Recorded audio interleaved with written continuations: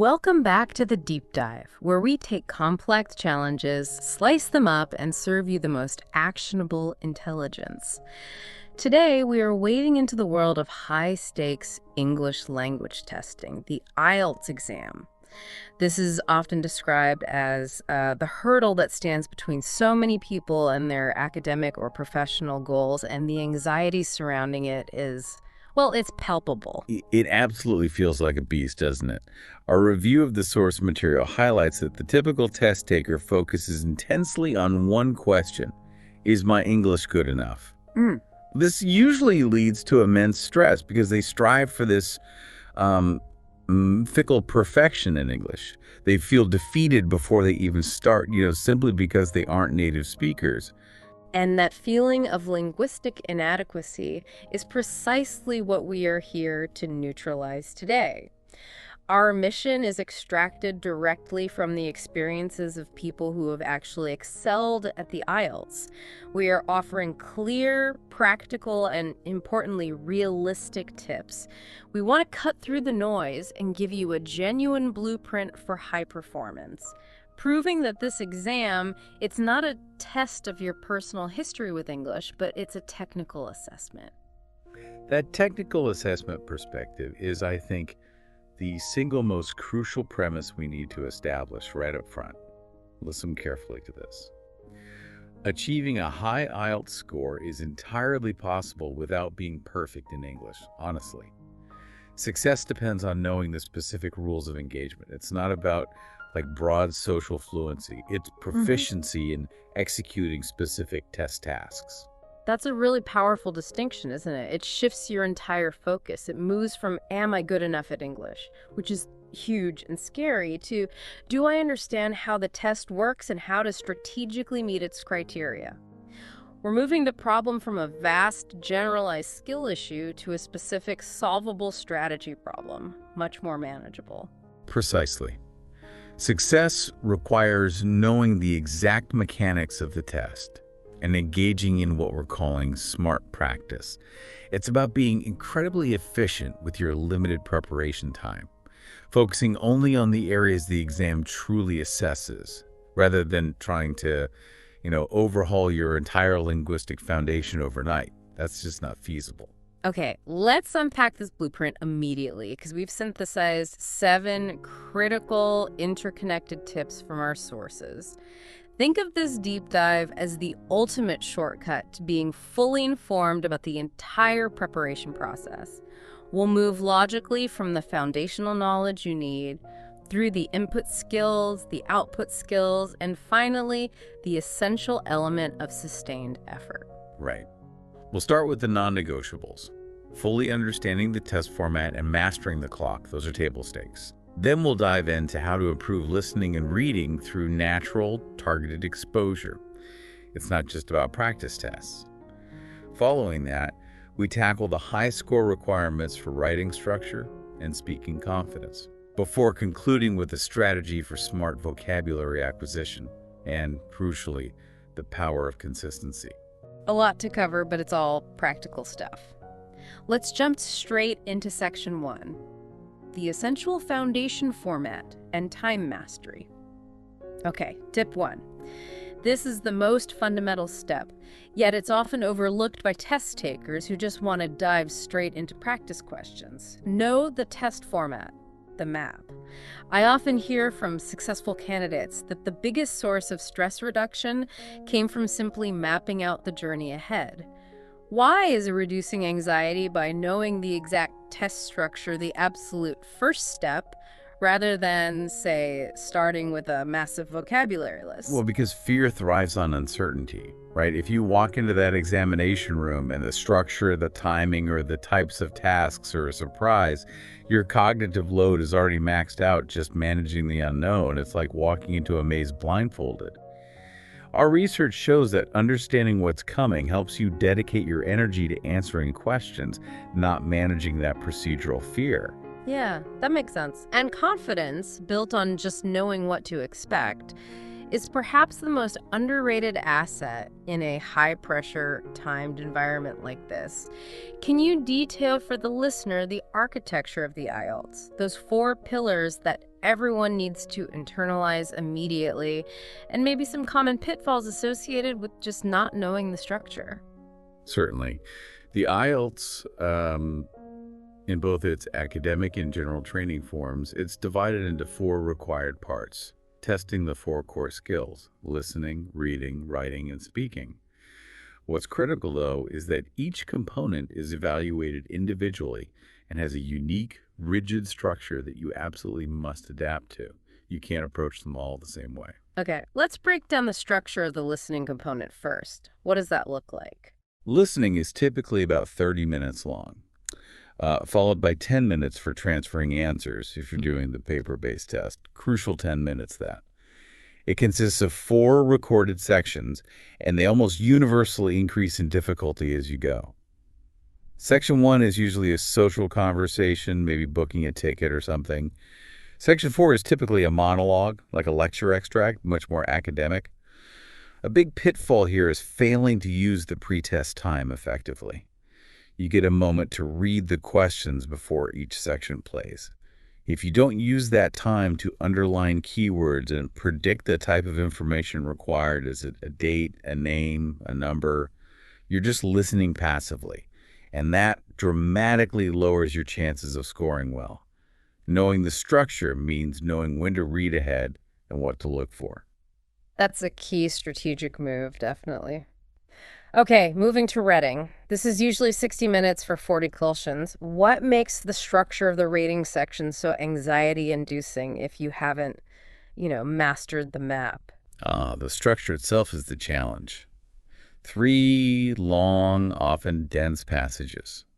They're usually drawn from journals, magazines, or textbooks. Academic stuff, mostly. The crucial structural point is that the passages often become more complex, especially passage 3, that one might deal with abstract scientific or historical concepts. It's tough. The common pitfall is spending equal time on all 3. An untrained test taker will spend, say, 20 minutes on passage 1, 20 on passage 2, and then they hit passage 3 with just 20 minutes left, despite it often being the most challenging. The structure demands that you anticipate this difficulty curve and plan for it. Right. Okay, let's discuss writing. This part has 2 distinct tasks that carry different weights. This seems like the perfect setup for a timing disaster if you don't know the structure intimately. Oh, it is a guaranteed disaster if you ignore the weighting. Absolutely. Task 1 requires describing visual information, graphs, charts, processes, and it should take about 20 minutes for a minimum of 150 words. Task 2 is the essay, your response to an argument or opinion, and that should take 40 minutes for a minimum of 250 words. The critical structural element here is that Task 2 is worth twice as many marks as Task 1. Twice. So if you spend 30 minutes perfecting Task 1 and leave only 30 minutes for Task 2, you're basically sacrificing a huge chunk of your potential score simply due to poor budgeting based on that structural weighting. Wow, okay, good to know. And finally, the speaking test. It's the only one-on-one interaction with an examiner. How is this structured? The speaking test is structured pretty clearly in 3 parts, over about 11 to 14 minutes. It's quite quick, actually. Part 1 is the introduction and interview. Pretty easy, familiar questions about your home, hobbies, work, that kind of thing. Part 2 is the long turn. You get a cue card with a topic, you have exactly 1 minute to prepare, and then you speak for up to 2 minutes on it. Part 3 is the two-way discussion. Here, the examiner takes themes from Part 2 and asks more abstract, challenging questions. It requires more developed thought. Knowing this structure means you practice 3 distinct modes of speech: spontaneous interview answers, a sustained monologue, and engaging in abstract discussion. So the goal of those initial practice tests isn't necessarily to score an 8.0 immediately, is it? It's more about immersion therapy in the structure itself, getting comfortable with the flow. Absolutely, that's exactly it. Take a few practice tests first, not to score high, but specifically to learn the pattern, Feel the psychological shift between sections, You're learning where the distractors are likely to be hidden, listening, how the reading passages get harder, the timing for writing. You're normalizing the whole experience so that when test day arrives, the structure itself feels like a familiar container for your knowledge, not another source of stress. That familiarity breeds confidence, which, as you said, is our ultimate goal here. Okay, that structural knowledge transitions perfectly into our next essential foundation tip, which is tip 6, time management, the clock. You've already highlighted that time management is probably the biggest operational challenge, but let's go deeper into the implementation of the clock during preparation. How crucial is this? Well, if you know the structure from tip 1, you know the time limits. Now, you absolutely must integrate the timer into your muscle memory. It is a non-negotiable rule. When you practice any section, you must always use a timer set to the exact exam conditions. No exceptions. But isn't there a risk there? By prioritizing speed with tip 6, do we neglect deep comprehension, especially for those really challenging academic texts in reading? How do you balance reading for speed with making sure you're actually accurate? The time pressure is brutal. That is the core conflict, absolutely. And it requires training your brain to basically multitask under pressure. If you practice leisurely without a clock, you train comprehension, which is necessary, of course. But when you practice with a timer, you are training decision-making under pressure. You are training the ability to make an educated guess quickly, or, more importantly, to execute what we call forced abandonment. Forced abandonment, I like that term. Sounds ruthless but necessary. What does it actually entail in practice? It's the mental discipline to recognize that you've spent, say, 90 seconds on a single difficult question in the reading section, and you still haven't found the answer. An untrained brain will panic and often spend another minute, maybe more, desperately searching. And in doing so, it sacrifices the chance to answer potentially 4 easier questions later on.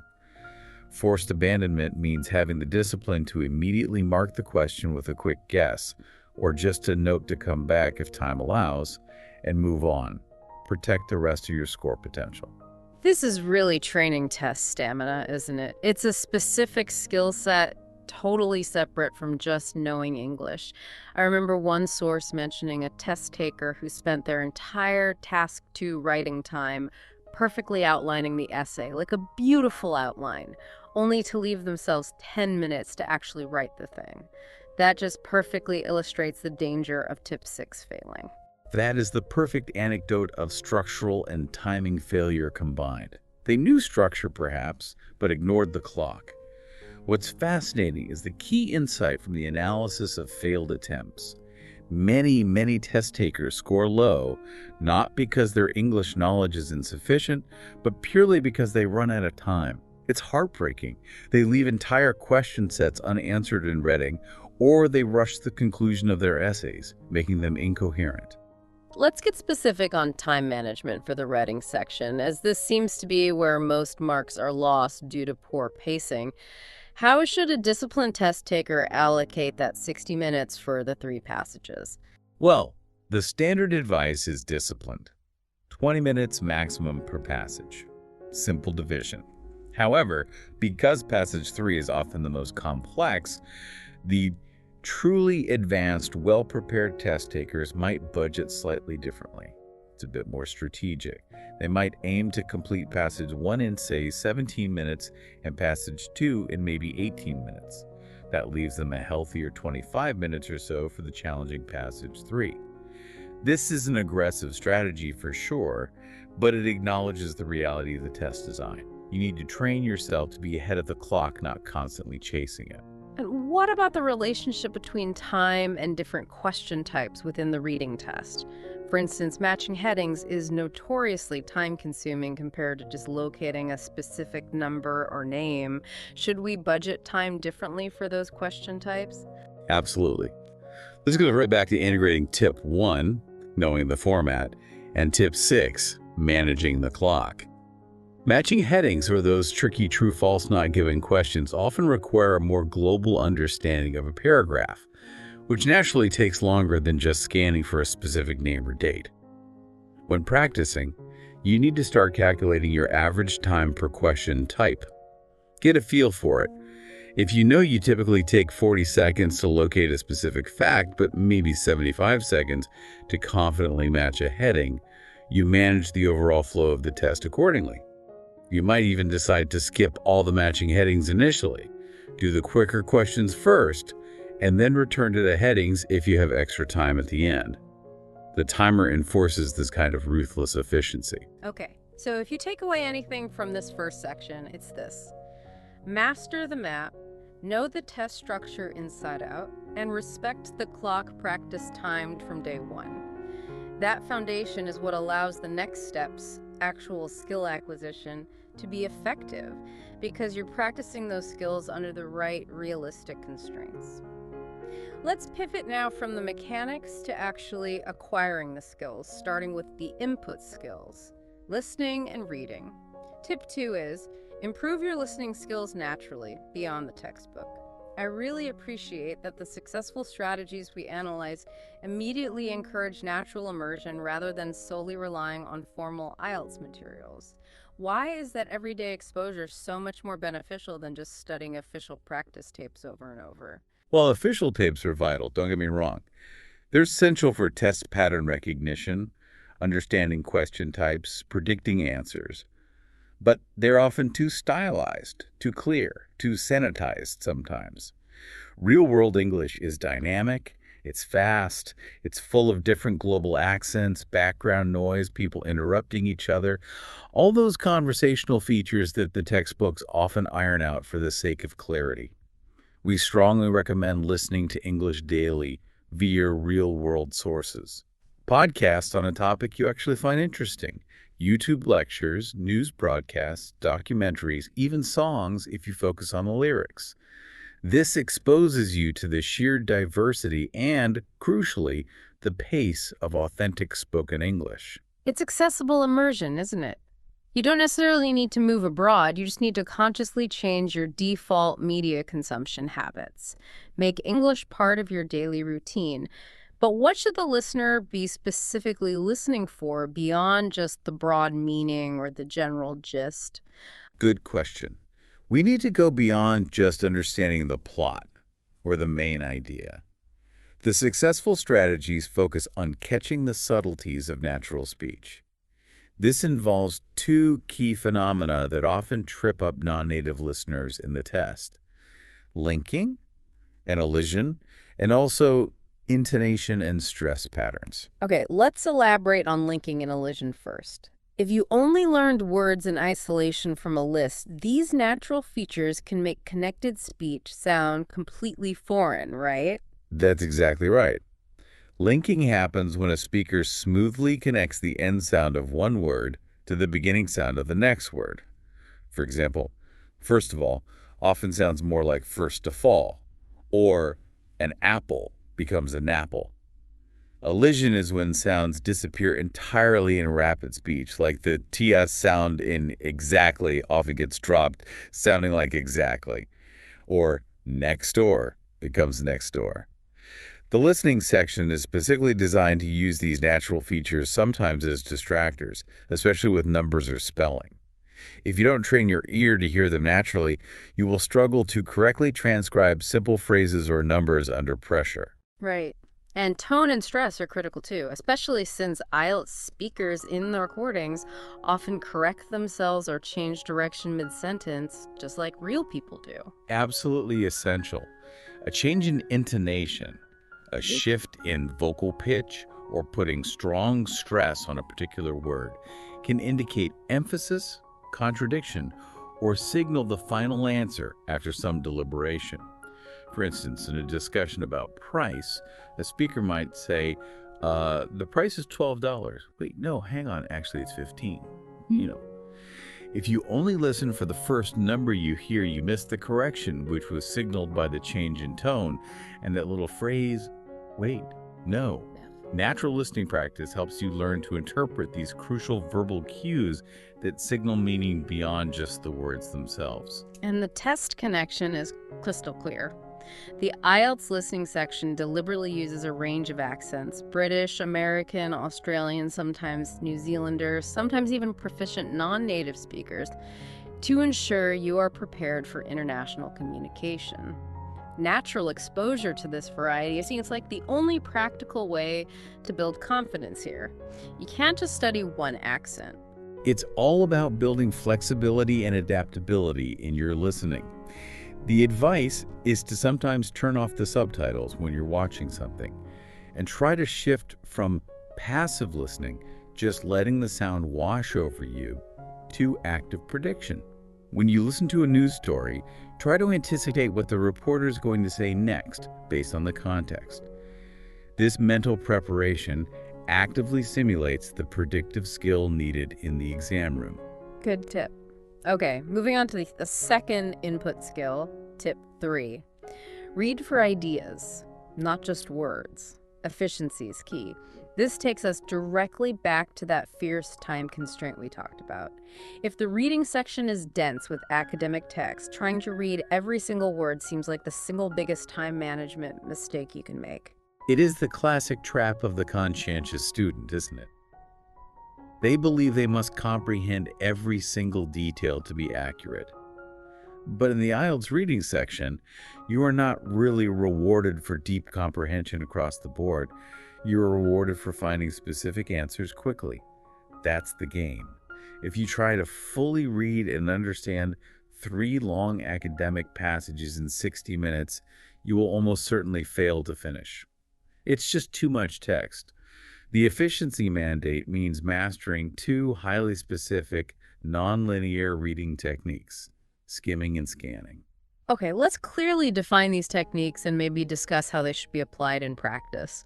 A lot of people tend to confuse them or use them interchangeably. Right. Skimming is basically your reconnaissance technique. You read very quickly, letting your eyes move fast over the text to grasp the main idea, the overall structure, and the general tone of a text, or maybe just a paragraph. You focus on things like titles, headings, the introductory and concluding sentences of paragraphs, and any obviously highlighted words like bolded or italicized terms. Skimming should quickly answer the question, okay, what is the author generally trying to say in this paragraph, and where does the argument seem to be going? It's like a fast sweep over the terrain to get the lay of the land. Got it. Big picture. Fast. And scanning, then, is more like the surgical strike. Exactly. That's a great way to put it. Scanning is moving your eyes rapidly across the text, specifically to locate keywords that you've pulled from the question itself. This is crucial for questions that ask for specific details like dates, names, numbers, percentages, or maybe unique technical terms. You're literally looking for visual cues: a capital letter for a proper noun, digits for a date or year, often without fully processing the meaning of the surrounding sentences until you hit the target. So if the question asks, what theory did Professor Albright propose in 1985? You scan relentlessly for Albright and 1985, ignore everything else, and then slow down only when you find that spot to carefully read and verify the theory mentioned there. I appreciate that the strategy here connects this back to forming a daily habit, encouraging reading daily English articles, even outside of specific IELTS practice material. So this isn't just about learning the techniques, it's about building reading stamina and, crucially, getting familiar with the kinds of subjects that pop up again and again. Yes, exactly. And this is where we introduce the useful concept of thematic recognition. The analysis of past IELTS papers shows pretty clearly that certain topic clusters appear repeatedly. Things like technology and its impact, environmental issues and sustainability, public health debates, education reform, globalization or urbanization trends. These come up a lot. So if you make a habit of consistently reading articles on these common subjects, maybe even just 1 or 2 relevant articles a day from reputable sources, 2 powerful things happen that benefit both your speed and your comprehension on test day. Right. First, you start to build specific, higher-level vocabulary related to those themes naturally, in context. So when you encounter a paragraph on public health in the exam, terms like epidemiology, morbidity rates, preventative measures, or healthcare infrastructure are immediately familiar. You don't waste precious seconds trying to decipher them. Second, you gain subject familiarity. If you're already familiar with the common arguments surrounding, say, the pros and cons of renewable energy, you can often predict the likely direction an author might take in a passage on that topic. This makes your skimming much faster and more accurate because you have a mental map of the territory already. This implies your daily reading habit should actually be quite strategic then. It's not just random reading. For instance, if you notice you always struggle with scientific texts and practice tests, you should probably dedicate 20 minutes a day specifically to reading articles from, say, Scientific American or New Scientist, focusing actively on identifying the main point or thesis statement in each paragraph. Absolutely. It turns passive reading into active, targeted, test-oriented preparation. You're using the input skills listening and reading not just to understand English, but specifically to build the foundation and the knowledge base for the output skills that follow. Okay, let's transition now to the skills where you actively have to produce the language yourself. Output skills. This is often where many people feel the most vulnerable, particularly, I think, the writing section. Which brings us to tip 4. Writing needs structure. Clarity over complexity. Let's start with that clarity mandate. Why is focusing on clear, simple ideas and a solid structure genuinely superior to attempting complex grammar or loading up on fancy words that you might not fully command yet? Well, it comes down to the scoring criteria. For writing, the IELTS examiners place a heavy emphasis on coherence and cohesion, how well your ideas link together logically, and grammatical range and accuracy. Notice accuracy is key there. Accuracy is paramount. If you attempt a complex, convoluted sentence structure or use a sophisticated word like juxtaposition or ubiquitous, but you use it incorrectly or awkwardly, you immediately get penalized for an error. That pulls your score down. Whereas if you stick to grammar structures you know you can execute flawlessly and use vocabulary you're confident with, your score on accuracy and clarity skyrockets, even if the language itself isn't incredibly complex. It's really a risk-reward calculation then, isn't it? The analysis we looked at suggests that examiners consistently prefer a perfectly structured, clear essay using solid band 6 or 7 grammar over a messy, ambitious essay that tries for band 8 grammar but is riddled with errors and confusion. Precisely. The goal is to communicate your ideas effectively and logically. And clarity is primarily achieved through rigorous adherence to a clear structure. The examiners aren't looking for literary brilliance or groundbreaking ideas. They're looking for logical progression and clear signposting. Can they follow your argument easily? If the examiner can easily track your argument from the introduction through the body paragraphs to the conclusion without getting lost, you are succeeding. Okay, let's break down the necessary structure for the Task 2 essay in detail. This is the higher-weighted task, needs 40 minutes of intense focus. What's the recommended blueprint? For Task 2, we strongly recommend a very replicable 4-paragraph structure. Using a template like this just frees up mental energy on the day. Paragraph 1 is the introduction. This must contain just 2 key things. First, a clear paraphrase of the question or prompt. Don't just copy it. And second, your clear thesis statement or overall position on the issue. What's your main answer? So, no waffle, no broad general statements about the world being complex, just straight to the point. Paraphrase the question, state your main argument. Exactly. Short and sharp. Paragraph 2 is your first main supporting argument or idea. It must start with a clear topic sentence stating that specific idea. Then you follow that with specific support, maybe some elaboration or explanation, and ideally a relevant real-world example if you can think of one quickly. Paragraph 3 is your second main supporting argument or idea, and it should be structured identically to paragraph 2. Topic sentence, support, elaboration, example. Now, if the essay asks you to discuss both sides of an argument, then paragraph 2 would typically present one side, and paragraph 3 would present the opposing view, perhaps before you slightly refined your overall stance in the conclusion. Makes sense. And what about the conclusion? How brief should that be? You mentioned earlier it's often worked. The conclusion, paragraph 4, should be very brief. 2 sentences maximum is a good guideline. It must do 2 things only. First, restate your main thesis or position using different wording from the introduction. And second, briefly summarize the 2 main points you discussed in your body paragraphs. Crucially, it introduces absolutely no new information or ideas. Don't add a final thought here, just wrap it up cleanly. The real beauty of adhering strictly to this predetermined structure is that on test day, your mental energy isn't wasted thinking, how should I organize this? It's focused entirely on generating and clearly supporting the content, the ideas themselves, because the organizational form is already settled in your mind. This systematic approach sounds like it ensures you hit those crucial structure and cohesion criteria perfectly.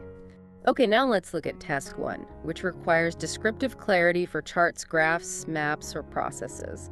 The approach here is entirely different, right? Since we are just reporting data, not providing an opinion. Completely different skill set, yes. Task 1 requires an objective eye and precise language.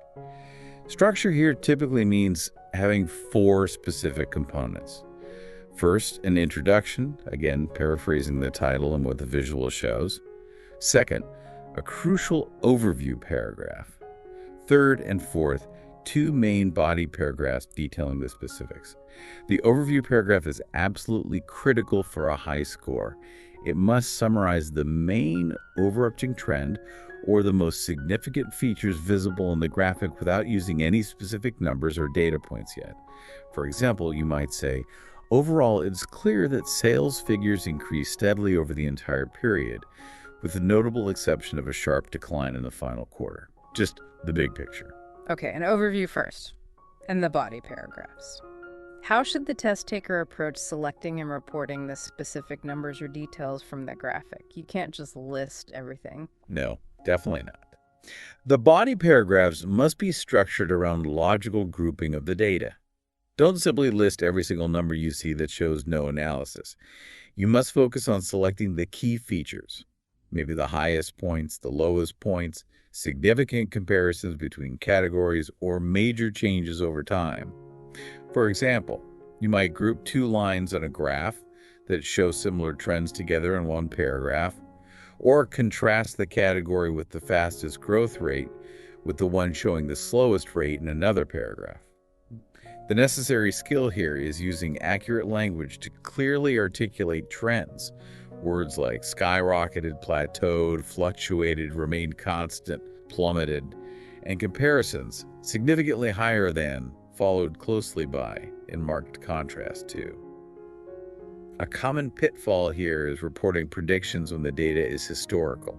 Task 1 is almost always about describing what was or what is shown, not speculating about what will be. Stick to the facts presented. That level of structural detail really transforms the writing section, doesn't it? It goes from being this overwhelming blank page to more like a fill-in-the-blanks template, which must reduce the pressure significantly.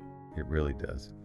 Okay, now, moving to the second output skill. Tip 5, speak every day. Communication, not perfection. This direct interaction with an examiner is often the most stressful part for many candidates, primarily, I think, because people worry so much about their accent. Right. Let's hit that critical point immediately and maybe put some minds at ease. Does the test penalize you if you speak with a strong accent that isn't recognizably, say, North American or British received pronunciation? Absolutely not. Let's be crystal clear on this. This is a persistent myth that causes so much undue stress and anxiety. The goal of the speaking test, according to the official band descriptors, is primarily assessed on fluency and cohesion, lexical resource, grammatical range and accuracy, and pronunciation. Pronunciation here focuses on intelligibility. That means, is your articulation clear enough for the listener, the examiner, to understand you without significant strain? It is not a test of sounding like a native speaker from London or Los Angeles. The focus must be on being clear, being confident in your delivery, and minimizing unnatural pauses or hesitations that impede communication. So fluency is key. And fluency in this context really means maintaining a continuous, natural flow of speech, even if you occasionally make a small grammatical error, right?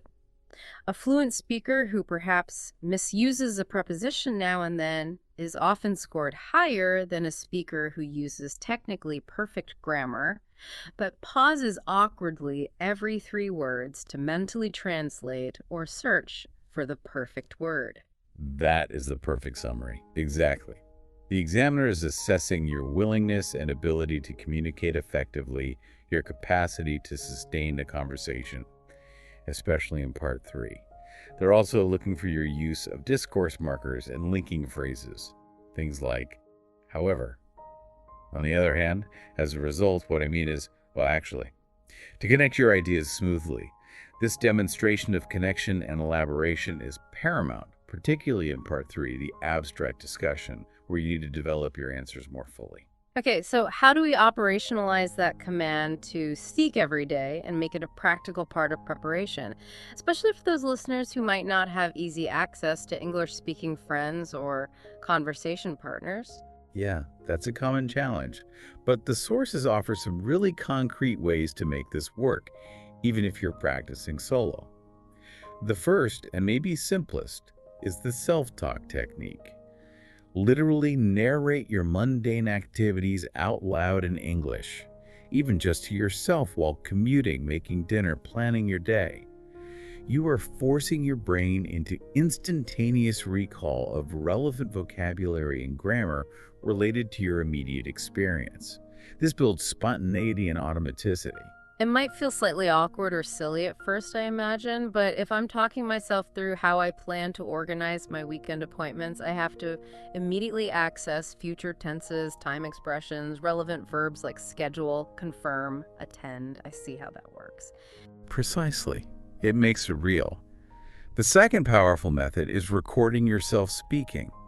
This is incredibly useful. You can answer practice speaking questions from an IELTS book or website, or even just describe your day into the voice recorder app on your phone. Then, and this is the crucial part, listen back specifically looking for 2 things. First, how many filler words you use excessively, and second, where your long, unnatural pauses occur. You can then consciously train yourself to replace those empty filler words with more meaningful discourse markers. Well, actually, let me think. Which actually scores positively for coherence while reducing the empty sounds. And for part 2, the cue card monologue, the daily practice needs to specifically simulate the pressure of preparing quickly and then speaking continuously for 2 full minutes, right? Yes, absolutely. For part 2 practice, you need to mimic the exam conditions. Give yourself exactly 1 minute for preparation. Use that minute strategically to jot down maybe 4 or 5 keywords or short phrases. Definitely not full sentences that represent the structure or main points of your answer. For example, what, where, when, why, how felt. Then, practice speaking for the full 2 minutes, aiming for a steady pace. Focus on using a range of tenses if appropriate. Past for the event, maybe present relevance, future hopes related to it, and really push yourself to avoid just stopping after 90 seconds. Fill the time naturally. Daily active speaking practice like this gradually moves the language production from conscious, clunky effort to a more automatic, fluent process. Okay, so we have established the importance of understanding the mechanics, mastering the input skills, and focusing on clarity in the output skills. Now we need the engine that sustains this whole long-term effort. Which brings us to tip 7. Build vocabulary the smart way, contextual learning. I'm really glad the successful strategies we reviewed explicitly challenged the traditional and frankly often inefficient method of just memorizing long, isolated word lists from A to Z. Oh, isolated memorization is often a massive waste of valuable study time. Why? Because it completely fails to address the most common lexical error seen in the exam: misuse of a word in context. You might successfully memorize the definition of a word like ubiquitous, meaning found everywhere. Great. But if you don't also learn that it often collocates naturally with concepts like technology or smartphones or fast food chains, you might try to use it awkwardly in a Task 2 essay about, say, historical architecture, and it just sounds wrong. That earns you a penalty for inappropriate usage. So instead of those random AZ lists, what is the recommended smarter approach for the test taker wanting to boost their lexical resource score effectively? The highly recommended approach is thematic or contextual learning. You learn new words and phrases grouped together through topic clusters that are common in the IELTS. We mentioned some earlier: education, health, globalization, technology, the environment. When you encounter a useful new word while reading or listening on one of these topics, you don't just note the word itself. You capture the whole sentence or phrase it appeared in, and you mentally tag it to the theme it belongs to. Can you provide a more detailed example of building vocabulary within one of these thematic clusters? Let's take the environment theme again. Certainly. So if you are preparing vocabulary for the environment theme, don't just learn the basic word pollution. That's too simple for a high score. You need to learn the higher level collocations, words that naturally go together, and related concepts. Things like sustainable development, renewable energy sources, to mitigate climate change, carbon footprint reduction, biodiversity loss, implement conservation policy, tackle deforestation, unquote. Learning the entire phrase, the natural collocation, ensures that you remember how to use these new words correctly and appropriately in real sentences in your writing and speaking. That dramatically increases your chances of using language appropriately and precisely, boosting your lexical resource score without sacrificing clarity or sounding unnatural. But this contextual learning also helps avoid those common pitfalls where similar sounding words have vastly different meanings or grammatical functions, right? Absolutely. That's another huge benefit. Think about the classic confusion between economic, adjective relating to the economy or finance, and economical, adjective meaning cost-saving or efficient. Very different. Or the difference between effect, usually a verb meaning to influence, and effect, usually a noun meaning a result. Or advise, verb, versus advice, a noun. Memorizing these pairs in isolation from a list is just asking for trouble under exam pressure. But learning them within typical example sentences like, the government needs to implement sound economic policies to boost growth, versus buying groceries in bulk is often the most economical choice for a large family, locks the correct usage into your memory much more effectively. And the sources we looked at really stress that this vocabulary learning isn't just a passive process of collecting words. Application is absolutely key. That's right. Vocabulary acquisition for IELTS must involve active production. It's not enough to just recognize the word when you see it. When you learn, say, 5 new useful words or phrases about educational reform, you must immediately try to apply the 5-sentence rule or something similar. Write 5 original sentences using those new words in meaningful ways. Then, ideally, immediately try to discuss those sentences or the topic aloud, weaving in the new vocabulary naturally. It's only through this dual application, using it actively in both your writing and your speaking practice, that the words move from your passive recognition memory, which is good for reading and listening, into your active production repertoire, which is essential for hitting high scores in writing and speaking. This entire vocabulary approach integrates beautifully with all the previous tips, doesn't it? Your daily strategic reading, tip 3, becomes your primary source of high-level thematic vocabulary. And your daily speaking and writing practice, tips 4 and 5, becomes your immediate laboratory for applying and consolidating that new language. Exactly. It creates a virtuous cycle, a closed loop of continuous improvement. You are not just studying a static list. You are actively integrating new, relevant language into your working repertoire day by day. Which brings us perfectly to our final essential piece of advice, which really synthesizes everything we've discussed into a sustainable long-term strategy: consistency. Yes. Consistency is perhaps the invisible component of high achievement that often separates the candidate who steadily improves and succeeds from the one who gets frustrated and gives up. All 7 tips we've discussed are basically useless if they are only followed sporadically or crammed in at the last minute. Because IELTS preparation, fundamentally, it's a marathon, not a sprint. It's designed to test endurance and sustain skill development over time. The analysis we drew from offered a very specific, very powerful comparison that I think every listener should really internalize. 20 minutes of focused practice every single day is explicitly stated as being better, more effective than cramming for 5 hours once a week.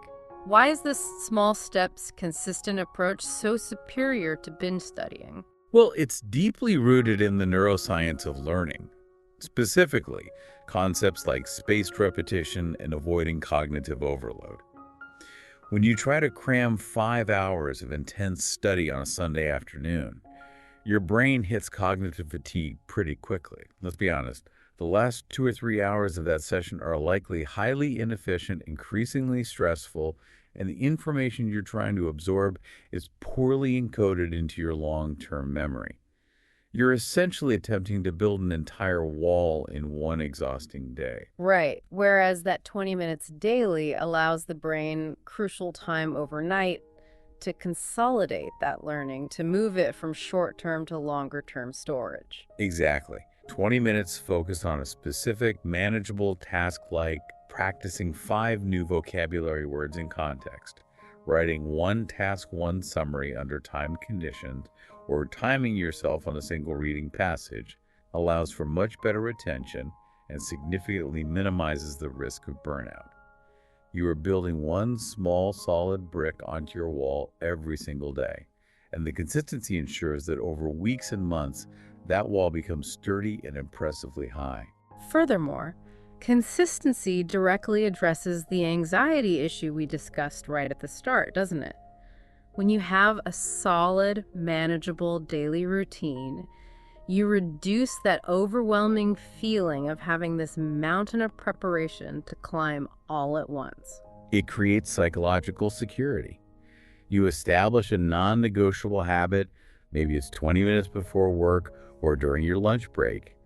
And once that habit is formed, the mental barrier to starting each day's practice is lowered significantly. It just becomes part of your routine. Consistency protects you from burnout. It ensures you touch on all 4 skills regularly, maybe dedicating different days to different skills, and it builds the quiet confidence that comes from knowing you are making tangible, incremental progress every single day. You don't have to conquer the whole IELTS test today. You just have to complete your focused 20 minutes for today. And the cumulative results of doing that consistently will be profound. That is the mindset shift, I think, that truly defines success in high-stakes testing like this.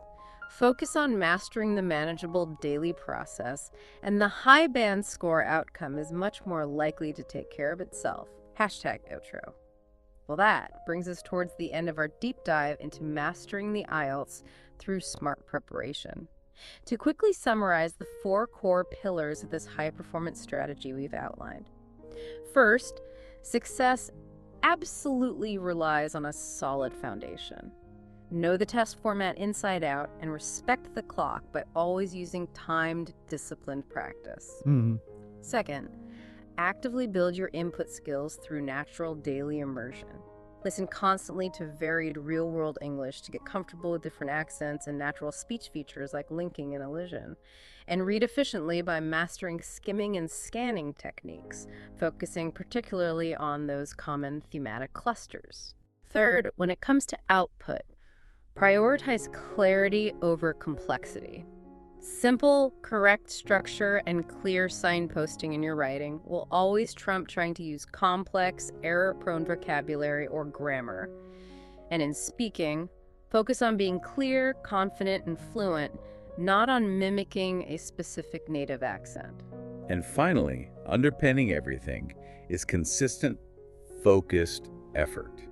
You need to truly internalize that short, daily sessions, maybe just 20-30 minutes, combined with learning vocabulary and context, are the genuine path to building a high-level, sustainable command of the specific English skills required for this test. If you approach the IELTS not as this insurmountable linguistic trial, but more like a structured, solvable puzzle, a game you can definitely master with the right strategy and consistent practice, your preparation immediately becomes smarter, more targeted, and hopefully a lot less stressful. And that leads us to the final thought we really want you, the listener, to internalize today. Our analysis of successful candidates is incredibly clear on this point. IELTS success is almost never attributed to luck. Forget luck. It is solely consistently the result of smart preparation and steady systematic practice over time. Luck is irrelevant here. Strategy and consistent effort are absolutely everything. So apply these 7 tips immediately. Start by timing your very next practice session, whatever skill it is, and maybe commit to just 20 minutes of focused, thematic English input listening or reading later today. We genuinely wish you the very best on your journey to mastering the test. You could do it. Thank you for joining us on the deep dive. We'll catch you next time.